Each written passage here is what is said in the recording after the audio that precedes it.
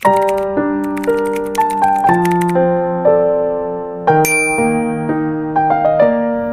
berasal dari wilayah Isfahan, dari desa Ji. Ayahku seorang kepala wilayah. Aku adalah orang yang paling disayanginya. Aku membaktikan diri dalam agama Majusi. Aku bertugas sebagai penjaga api peribadatan agar tetap menyala. Ayahku memiliki sebidang tanah. Suatu hari aku disuruhnya ke sana. Dalam perjalanan ke tempat tujuan, aku melewati sebuah gereja. Ku dengar mereka sedang sembahyang, maka aku masuk untuk melihat apa yang mereka lakukan. Aku kagum melihat cara mereka sembahyang. Aku berkata dalam hati, ini lebih baik dari agama Majusi yang kuanut selama ini. Aku berada di gereja itu sampai matahari terbenam. Aku tidak ke ladang ayahku dan tidak juga pulang, hingga ayah mengirim orang untuk menyusulku. Karena agama mereka menarik perhatianku, kutanyakan kepada orang-orang Kristen itu, dari mana asal-usul agama mereka. Mereka menjawab, dari negeri Syam. Ketika pulang, kuceritakan kepada ayah. Aku melewati suatu kaum yang sedang sembahyang di gereja. Aku tertarik dengan cara sembahyang mereka. Menurutku, agama mereka lebih baik dari agama kita. Terjadi dialog di antara kami. Ayah marah, aku dirantai dan dikurung. Aku kirim kabar kepada orang-orang Kristen bahwa aku telah menganut agama mereka. Aku meminta mereka mengabariku jika ada rombongan dari Syam yang datang. Aku akan ikut mereka saat mereka pulang ke Syam. Permintaanku itu mereka kabulkan. Aku putuskan ikatanku, lalu keluar dari kurungan dan bergabung dengan rombongan itu menuju Syam. Sesampainya di sana, aku bertanya tentang ahli agama mereka. Mereka menjawab, uskup pemilik gereja. Maka aku menemuinya, menceritakan keadaanku. Aku tinggal bersamanya, menjadi pelayan gereja, sembahyang dan belajar. Sayang, uskup ini orang yang tidak baik. Ia mengumpulkan sedekah dari warga yang semestinya dibagikan, namun ia simpan untuk kepentingan pribadinya. Kemudian uskup itu meninggal dunia. Mereka mengangkat orang lain sebagai gantinya. Uskup baru ini sangat taat beragama. Aku tidak menjumpai orang lain yang lebih zuhud dan lebih rajin beribadah darinya. Aku sangat menghormatinya, melebihi yang lain. Saat ia akan meninggal dunia, aku bertanya kepadanya, Anda tahu bahwa kematian akan menjemput Anda. Apa yang harus kuperbuat? Kepada siapa aku harus berguru? Uskup itu menjawab, anakku, hanya ada satu orang yang sepertiku. Dia tinggal di Mosul. Setelah ia wafat, aku berangkat ke Mosul dan menghubungi pendeta yang disebutkannya. Kuceritakan apa yang terjadi. Aku tinggal bersamanya cukup lama, hingga ia meninggal dunia. Sebelum ia meninggal dunia, aku bertanya kepadanya. Dia menunjukkan kepadaku seorang ahli ibadah di Nasibin. Aku datang kepadanya dan kuceritakan keadaanku. Aku tinggal bersamanya cukup lama, hingga ia meninggal dunia. Sebelum ia meninggal dunia, aku bertanya kepadanya. Aku disuruh berguru kepada seorang laki-laki di Amuria, Romawi. Aku berangkat ke sana dan tinggal bersamanya. Untuk memenuhi kebutuhanku, aku berternak sapi dan kambing. Ketika dia akan meninggal dunia, aku memintanya menunjukkanku orang yang harus kuikuti. Dia berkata, anakku, aku tidak menyuruhmu datang ke siapapun.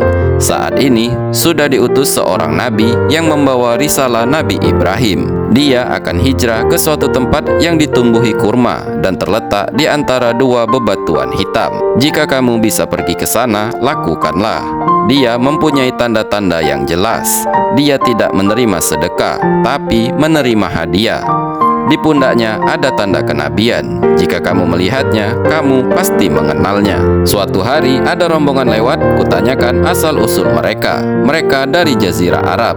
Maka aku berkata kepada mereka, maukah kalian membawaku ke negeri kalian? Dan sebagai imbalannya, kuberikan kepada kalian sapi-sapi dan kambing-kambingku ini. Baiklah, kata mereka. Aku ikut bersama rombongan itu. Ketika sampai di daerah Wadil Qura, mereka berkhianat. Aku dijual ke seorang Yahudi. Aku melewati daerah yang penuh dengan pohon kurma. Aku mengira tempat itulah yang dimaksud oleh pendeta, tempat yang akan dijadikan tujuan hijrah Nabi. Tapi ternyata bukan. Mulai saat itu aku tinggal bersama orang yang membeliku, hingga pada suatu hari datang seorang Yahudi dari Bani Quraidah yang membeliku dari majikanku saat ini. Lalu aku dibawa ke Madinah. Demi Allah, sejak pertama melihat negeri ini, aku yakin inilah negeri yang dimaksud. Aku tinggal bersama Yahudi itu dan bekerja di kebun kurma miliknya, hingga Allah mengutus Rasulnya, hingga dia datang ke Madinah dan singgah di Kuba di Bani Amru bin Auf. Suatu hari, saat aku berada di atas pohon kurma dan majikanku berada di bawah, sepupu majikanku datang dengan kabar, celakalah Bani Kaila. Mereka berkerumun mengelilingi seorang laki-laki di Kuba. Dia datang dari Mekah dan mengaku sebagai nabi. Demi Allah, ketika mendengar berita itu, tubuhku bergetar keras hingga pohon kurma itu seakan berguncang dan hampir saja aku jatuh menimpa majikanku. Aku segera turun dan berkata kepada orang tadi, "Apa yang Tuhan katakan? Ada berita apa?" Majikanku mengangkat tangannya dan memukulku dengan keras. Ia membentak, "Apa urusanmu dengan masalah ini? Sana, kembali bekerja." Maka aku pun kembali bekerja. Setelah hari mulai petang, aku berangkat ke Kuba dengan membawa sedikit makanan. Aku menemui Rasulullah yang saat itu bersama beberapa sahabatnya. Aku berkata, "Tuan-tuan adalah perantau yang membutuhkan bantuan. Saya punya makanan yang saya siapkan untuk sedekah." Setelah mendengar keadaan tuan-tuan, saya pikir tuan-tuan lebih berhak menerimanya. Lalu makanan itu kutaruh di dekat mereka. Rasulullah berkata kepada para sahabatnya, "Makanlah dengan menyebut nama Allah." Sedangkan beliau sendiri tidak ikut makan. Aku berkata dalam hati, "Demi Allah, ini satu tanda yang disebutkan. Dia tidak memakan sedekah." Lalu aku pun pulang. Keesokan harinya, aku kembali menemui Rasulullah dengan membawa makanan. Aku berkata kepadanya, "Aku melihat Tuan tidak makan sedekah. Aku mempunyai makanan yang kuberikan sebagai hadiah untuk Tuan, dan makanan itu kutaruh di dekatnya." Rasulullah bersabda kepada para sahabatnya, "Makanlah dengan menyebut nama Allah." Beliau pun makan bersama mereka. Aku berkata dalam hati, "Demi Allah, ini tanda kedua. Dia mau makan hadiah."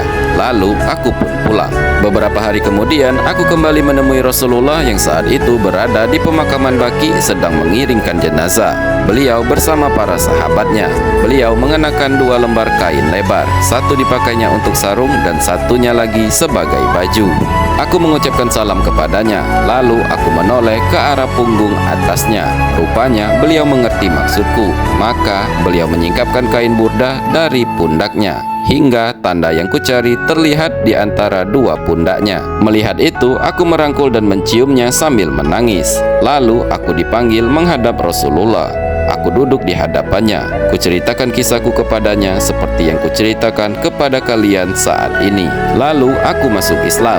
Saat terjadi perang Badar dan perang Uhud, aku tidak bisa ikut karena statusku masih menjadi budak belian. Suatu hari Rasulullah memerintahkan kepadaku, "Mintalah kepada Tuanmu agar dia bersedia membebaskanmu dengan uang tebusan." Maka aku meminta kepada majikanku sebagaimana diperintahkan Rasulullah. Rasulullah juga menyuruh para sahabat untuk membantuku dalam soal keuangan. Akhirnya aku terbebas dari perbudakan. Aku seorang muslim merdeka. Setelah itu aku ikut dalam perang Khandaq dan peristiwa-peristiwa penting lainnya.